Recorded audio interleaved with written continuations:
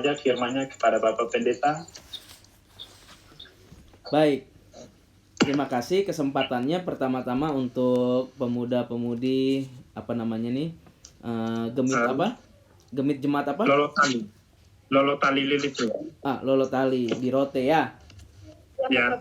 Ya, bersyukur kita boleh berkumpul bersama sekalipun lewat udara, tapi ini adalah kesempatan yang luar biasa. Saya juga baru pertama kali memimpin firman Tuhan melalui online. Ya, kami di sini masih ibadah. Beberapa gereja sudah online, tetapi daerah kami belum terlalu signifikan belum banyak orang-orang yang terkontaminasi virus. Jadi kami masih ibadah normal, tapi juga online. Ada 2 ibadah kami. Jadi ini kesempatan pertama saya dan bersyukur bisa bersama-sama dengan teman-teman pemuda di Rote sana. Baik, saya mau ajak kita untuk membaca Alkitab kita di dalam Matius 14 ayat yang ke-22 sampai dengan 33.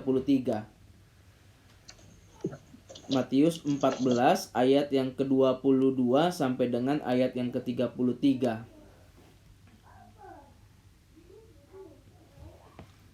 Matius 14 ayat yang ke-22 sampai dengan ayat yang ke-33.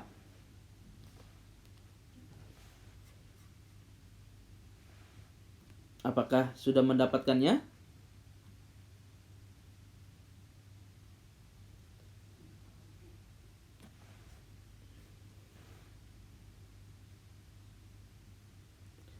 Matius 14 ayat yang ke-22 sampai dengan ayat yang ke-33.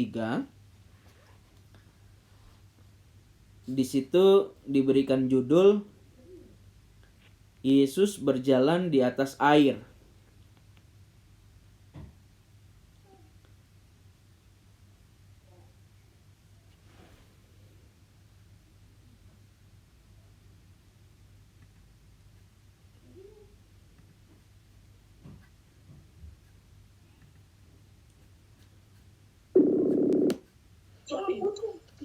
Halo, maaf.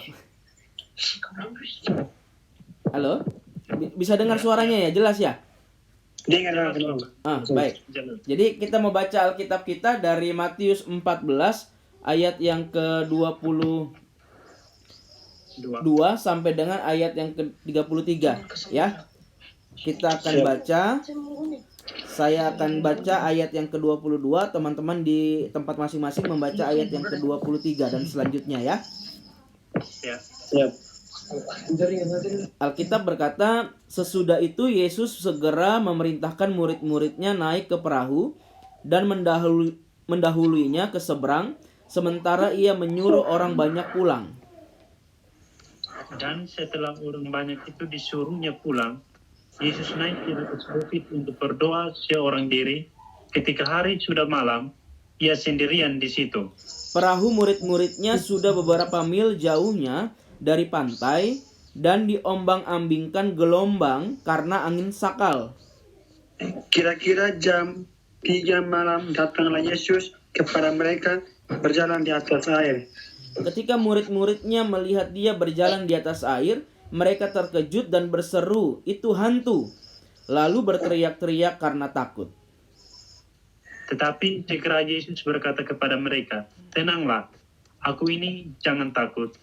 Lalu Petrus berseru dan menjawab dia, "Tuhan, apabila engkau itu, suruhlah aku datang kepadamu berjalan di atas air." Kata Kata Yesus, Yesus, "Datanglah." Maka Petrus turun dari perahu dan berjalan di atas air mendapatkan Yesus. Tetapi ketika dirasanya tiupan angin, takutlah ia dan mulai tenggelam lalu berteriak, "Tuhan, tolonglah aku." segera Yesus mengulurkan tangannya, memegang dia, Dan dia berkata, orang "Hai kurang orang yang kurang percaya, mengapa engkau bimbang?" Lalu mereka Lalu naik mereka ke perahu dan angin pun reda. Dan orang yang ada di perahu menyembah dia, katanya, "Sesungguhnya engkau Allah." Baik, demikian jauh pembacaan firman Tuhan kita, dan di sini saya mau sharingkan satu bagian firman Tuhan dengan topik yaitu dinamika iman di tengah badai. Dinamika iman di tengah badai. Kita sedang menghadapi sebuah dinamika, yaitu menghadapi virus corona, COVID-19. Bukan hanya di Indonesia, tapi di seluruh negara juga menghadapi dinamika ini, yaitu virus COVID-19. Dan saya bersyukur bahwa teman-teman sekalipun di tempat yang mungkin sulit sinyal, mungkin sulit akses internet lainnya, tapi teman-teman berusaha untuk mentaati himbauan atau perintah dari pemerintah dan juga dari Sinode Gemit. Jadi saya sungguh bersuka cita mendengarnya dan melihatnya. Nah, dinamika iman, ada sebuah pepatah, dia bilang begini: mujur tidak dapat diraih, malang tidak dapat ditolak. Ya, mujur tidak dapat diraih, malang tidak dapat ditolak. Segala sesuatu dalam kehidupan bukan manusia yang menentukan, namun Allah. Betul ya? Bukan manusia yang menentukan bagaimana kita, tetapi Allah yang menentukan. Di dalam Pengkhotbah 3 ayat 11, Alkitab berkata begini: Ia membuat segala sesuatu indah pada waktunya. Bahkan Ia memberikan kekekalan dalam hati mereka. Tetapi manusia tidak dapat menyelami pekerjaan yang dilakukan Allah dari awal sampai akhir. Maka kita berbicara tentang iman kepada Allah. Tetapi ada juga yang namanya realitas hidup. Ada juga kenyataan hidup. Ya. Iman kepada Allah itu adalah memiliki ketetapan hati dan mempunyai keyakinan dan kepercayaan kepada Tuhan serta menaruh pengharapan kepada Allah. Itu iman. Tetapi ada kenyataan hidup. Kenyataan hidup itu adalah sebuah kenyataan yang tidak pernah diketahui sebelumnya.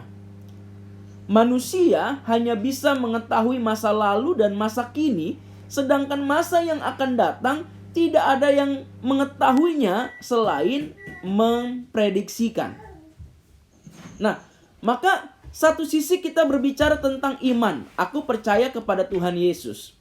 Tapi sisi yang lain, kita melihat kenyataan hidup. Tidak ada yang tahu virus COVID-19 ini, ya. Tidak ada yang mengetahuinya.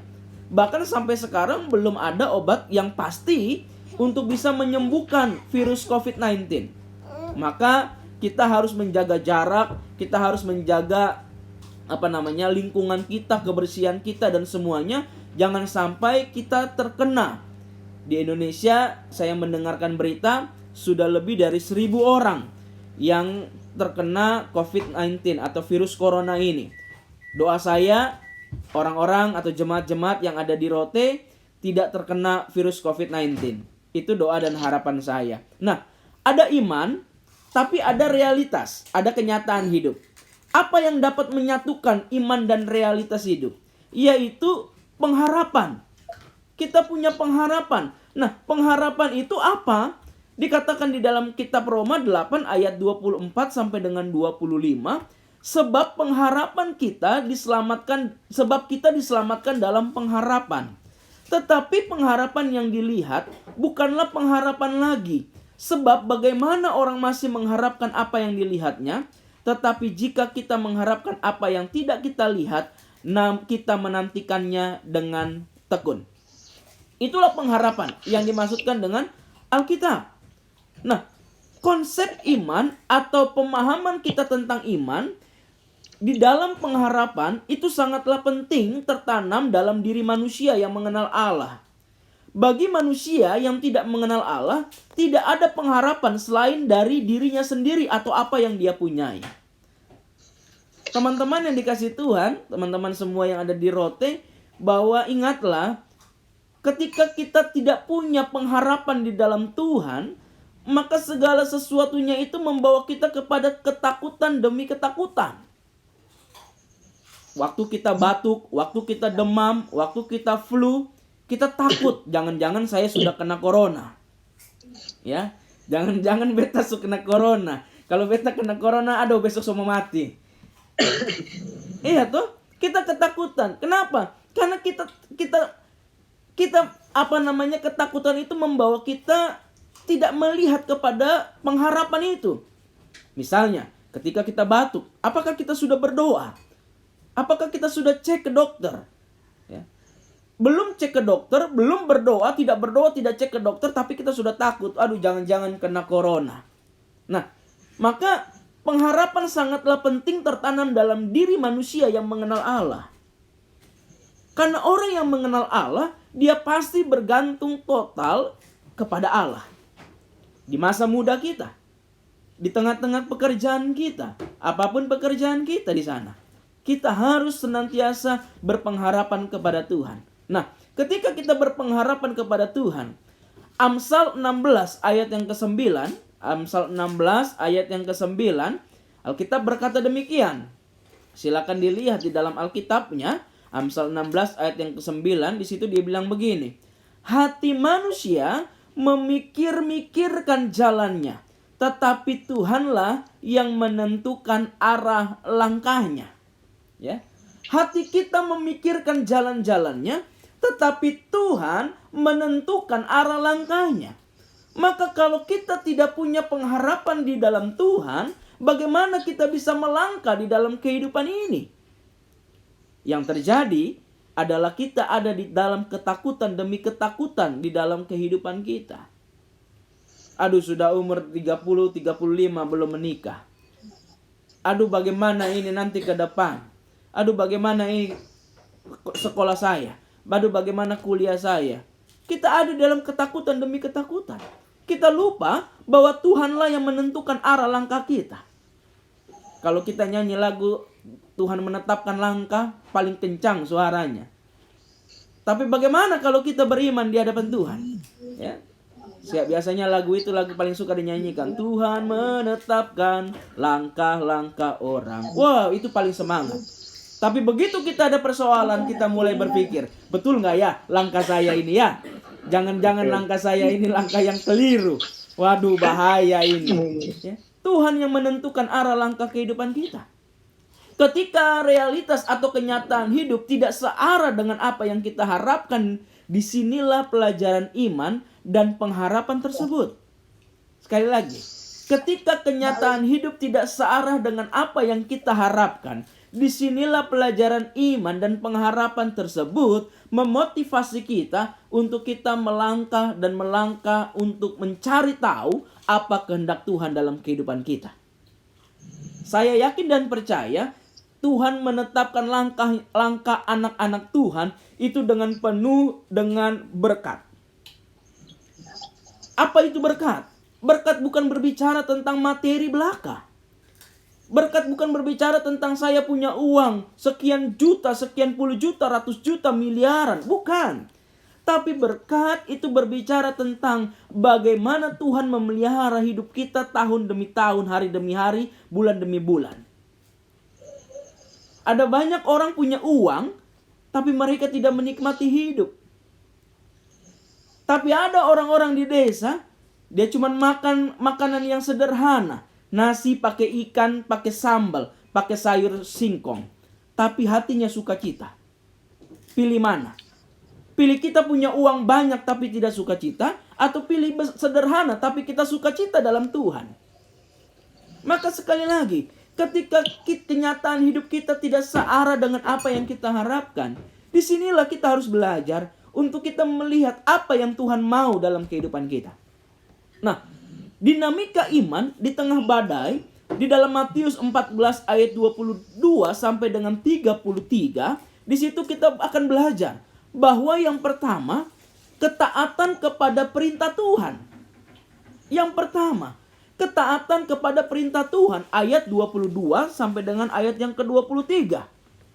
Di dalam ayat yang ke-22 sampai dengan 23, di situ berkata, sesudah itu Yesus segera memerintahkan murid-muridnya naik ke perahu dan mendahulinya ke seberang, sementara ia menyuruh orang banyak pulang.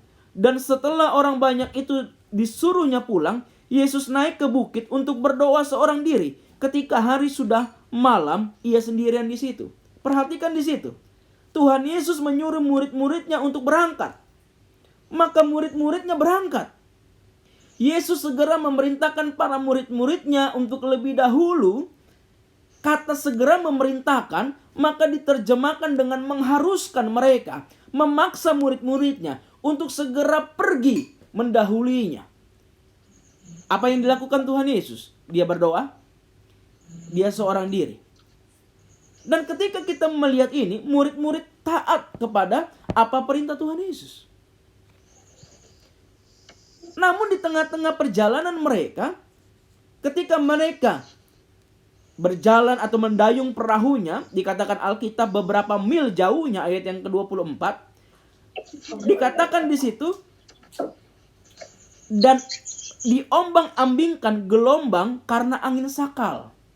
Ya, teman-teman ada yang tahu angin sakal itu apa? Angin sakal itu adalah istilah pelayaran, itu angin haluan. Angin haluan yaitu angin yang bertiup dari arah depan berlawanan dengan arah gerakan perahu. Jika kapal berlayar dengan kecepatan tinggi, maka kapal akan terasa menyentak-nyentak dan dapat menyebabkan kemungkinan menyentuh dasar perairan. Ini angin sakal, angin gelombang yang begitu sangat kuat.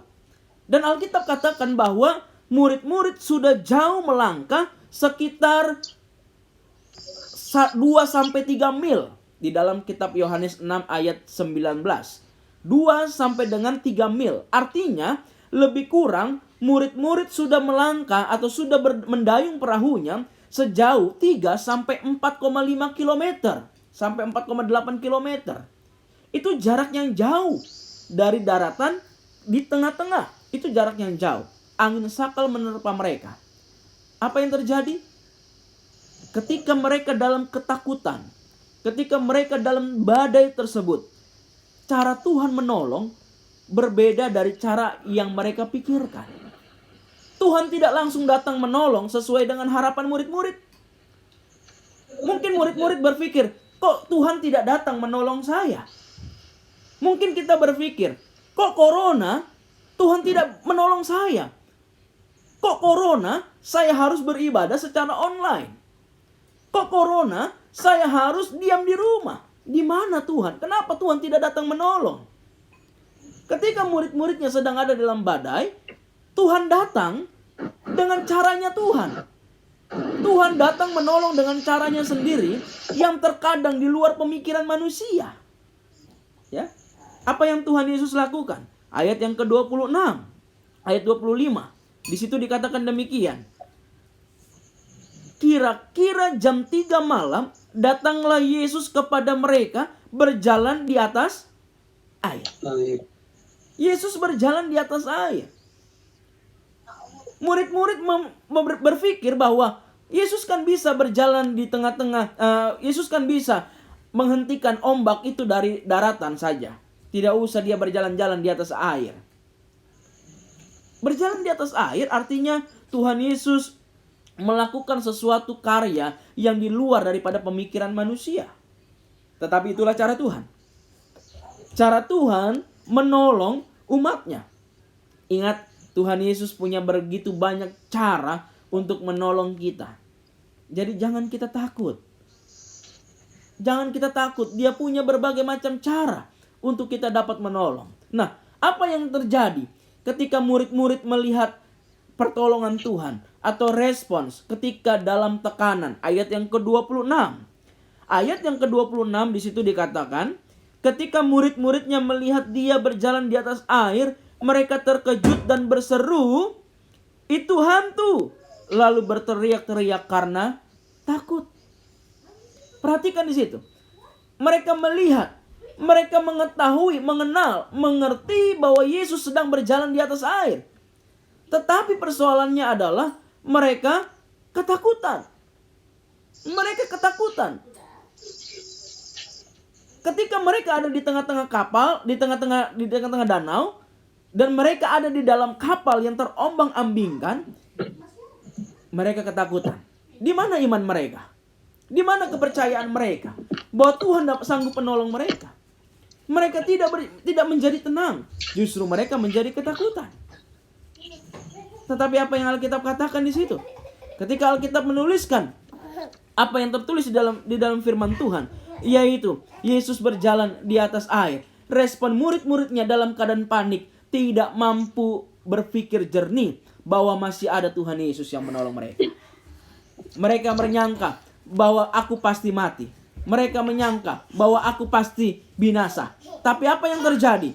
Tuhan Yesus menolong mereka dengan cara yang Tuhan Yesus lakukan. Nah, maka di sini kita melihat apa tindakan Tuhan Yesus. Tuhan Yesus berkata kepada murid-muridnya, yaitu apa? Tenanglah, aku ini, jangan takut. Tuhan Yesus berkata kepada mereka, tenangkanlah dirimu dan percayalah. Ketika Tuhan Yesus berkata tenangkanlah dirimu dan percayalah, maka kita melihat dalam keadaan tenang kita dapat berpikir dengan jernih terhadap kenyataan hidup. Dengan keadaan tenang kita dapat berpikir yang baik tentang virus corona ini, sehingga kita tidak menjadi takut dan gentar. Kemudian Tuhan Yesus menunjukkan kepada dirinya sendiri. Dia berkata, aku ini, yaitu pribadi yang menolongnya dengan begitu luar, menolong murid-muridnya. Yesus mengatakan, aku ini. Ia hendak menunjukkan kepada murid-muridnya bahwa ia adalah pribadi sang guru yang bersama dengan para murid-muridnya yang tidak pernah meninggalkan mereka. Itu yang Tuhan Yesus lakukan. Tuhan Yesus memberikan jaminan, yaitu apa? Jangan takut. Ketika kita ada dalam ketakutan, maka yang harus kita ingat adalah Tuhan menyertai kita.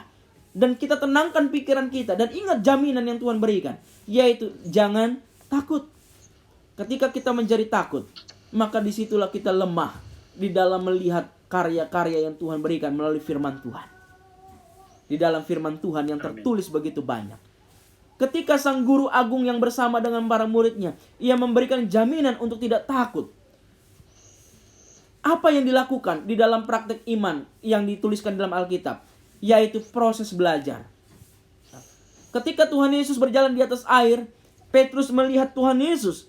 Dan dikatakan di dalam Alkitab di situ, ayat 28. Di situ dibilang begini. Lalu Petrus berseru dan menjawab dia, Tuhan, apabila engkau itu, suruhlah aku datang kepadamu berjalan di atas air. Kata Yesus kepadanya, datanglah. Maka Petrus turun dari perahu dan berjalan di atas air mendapatkan Yesus. Petrus mengatakan, jika engkau itu, perintahkanlah aku. Petrus ingin mempraktekkan imannya kepada Tuhan Yesus. Namun Petrus menantikan perintah Yesus untuk ia berjalan di atas air. Ketika Tuhan Yesus ada bersama-sama, maka keyakinan bahwa apapun dapat terjadi mulai timbul. Apa kuncinya? Kuncinya adalah Yesus bersama-sama dengan mereka, para murid-muridnya. Petrus melihat Tuhan Yesus. Maka tanpa kita melihat Yesus dengan kacamata iman kita, maka kita tidak akan pernah berani untuk menatap kepada Dia. Kita tidak akan pernah tenang. Kita tidak akan pernah melihat semua kenyataan hidup dengan iman percaya kepada Tuhan. Tuhan Yesus mengatakan kepada Petrus, yaitu datanglah. Maka Petrus turun dari perahu dan berjalan di atas air mendapatkan Yesus. Di situ dikatakan, turunlah dengan tujuan membuat menyadari. Ketika Tuhan Yesus katakan kepada Petrus, mari turunlah. Ia ingin membuat Petrus menyadari. Yang kedua, menyebabkan kemajuan. Yang ketiga, memperoleh pengetahuan. Yang keempat, menyadari keadaan dirinya sendiri. Jadi kata datanglah di situ. Tuhan Yesus ingin membuat kita mengerti satu pembelajaran. Bahwa dalam hidup kita ini, kita terus-menerus belajar apa arti hidup di dalam Kristiani. Di dalam iman Kristen. Apa artinya hidup dalam iman Kristen? Ketika ada dalam persoalan, dan Tuhan Yesus berkata, datanglah. Aku ini tenanglah, jangan takut. Maka ia ingin membuat kita untuk mengerti. Kita menyadari. Dan kita memperoleh kemajuan. Memperoleh pemahaman. Dan menyadari keadaan kita. Tanpa Tuhan, kita tidak akan pernah mungkin dapat berjalan sesuai dengan kehendak Tuhan. Pada awalnya Petrus semangat dan memiliki iman yang kokoh dan berhasil. Namun dikatakan Alkitab, ketika angin bertiup dan dirasanya tiupan angin itu, maka Petrus mulai takut. Iman Petrus adalah iman yang sementara. Sementara tenang, kuatlah iman itu. Tapi ketika goncangan iman itu datang, maka mulai kendorlah iman itu. Dalam keadaan terjepit, Petrus takut dan mulai tenggelam. Petrus hanya bisa berharap pada pertolongan Tuhan. Di sini, Petrus belajar mempraktekkan imannya. Ketika ia gagal, ada Tuhan yang menolong tak kala kita berseru. Maka apa jawaban Tuhan Yesus? Jawaban Tuhan Yesus atau respon Tuhan Yesus, dia menegur murid-muridnya. Pertolongan segera datang, namun ada teguran yang Tuhan Yesus berikan. Dikatakan bahwa, hai orang yang kurang percaya, mengapa engkau bimbang? Hai orang kurang percaya, mengapa engkau bimbang? Mengapa demikian? Yang pertama, Petrus beriman kepada Tuhan, namun tidak fokus kepada imannya. Petrus kurang percaya diri bahwa Tuhan Yesus besertanya. Yang ketiga, Petrus merasa sudah berhasil atau cepat puas melakukan apa yang tidak biasa. Yang keempat, Petrus kembali ragu ketika angin datang. Ketika badai itu datang, angin itu datang dan gelombang itu menerpanya, Petrus takut dan kemudian dia kehilangan arah, tenggelam dan berteriak, Tuhan, tolonglah aku. Maka setelah Tuhan Yesus naik di situ, murid-murid berkata kepada seorang akan yang lain. Dan orang-orang yang ada dalam perahu itu menyembah dia, katanya, sesungguhnya engkau adalah anak Allah. Ayat 30. Ayat 33 di situ. Sesungguhnya engkau adalah anak Allah. Ada pengakuan di situ. Pengakuan murid-murid ini terjadi melalui proses pembelajarannya. Pengakuan engkau anak Allah bukan terjadi begitu saja. Murid-murid harus menghadapi berbagai macam dinamika. Hari ini kita belajar tentang sebuah proses iman. Di tengah-tengah COVID-19, di tengah-tengah keadaan yang begitu sangat tidak kita mengerti secara keseluruhan. Tapi yakin dan percayalah bahwa ketika Tuhan memproses iman kita, maka kita sedang bertumbuh di arah pertumbuhan iman yang sejati bersama dengan Tuhan Yesus. Pesan saya, jangan kita takut dengan COVID-19, jangan kita takut dengan keadaan, jangan kita takut dengan semua kenyataan hidup. Percayalah, jikalau Tuhan menyertai kita, kita akan terus-menerus yakin untuk kita mencari kehendak Tuhan dalam kehidupan kita. Ya, kita terus yakin bahwa Tuhan menyertai kita dan kita tidak akan gentar menghadapi berbagai macam persoalan. Ya. Demikian firman Tuhan. Tuhan Yesus memberkati semua teman-teman yang ada di Rote. Amin. Mari kita berdoa ya. Ya. Bapa di sorga, kami bersyukur melalui ibadah video call ini. Kami bersyukur ya Tuhan bersama dengan pemuda-pemudi yang ada di Rote. Kami bersyukur melalui keadaan COVID-19 di mana kami dihimbaukan untuk beribadah di rumah masing-masing dengan berbagai macam cara. Salah satunya adalah live streaming. Kami berdoa ya Tuhan, kiranya Tuhan menolong kami masing-masing, menolong keluarga-keluarga rekan-rekan yang ada di Rote, yang ada di Indonesia secara khusus, yang ada di dunia ini, bangsa-bangsa yang sedang menghadapi virus COVID-19. Kami berdoa ya Tuhan, tolonglah kami, kasihanilah kami, berkatilah kami masing-masing ya Tuhan. Ajarkan kami untuk kami taat kepada kehendak Tuhan. Ajarkan kami untuk kami melihat dari sudut pandang iman, tetapi iman yang apa yang Tuhan ingin kami lakukan. Dengan himbauan pemerintah, dengan himbauan daripada sinode, Tuhan tolonglah kami untuk kami terus belajar bahwa Tuhan memakai semuanya itu untuk mengajarkan kami tentang iman. Berkatilah pemuda-pemudi yang ada di gereja di Rote. Tuhan menyertai dan Tuhan menolong dalam studi, dalam semua kegiatan, dalam pekerjaan. Tuhan menolong mereka. Di dalam nama Tuhan Yesus kami berdoa dan mengucap syukur kepada Bapa di sorga. Amin. Selamat Terima kasih untuk waktu dan kesempatannya.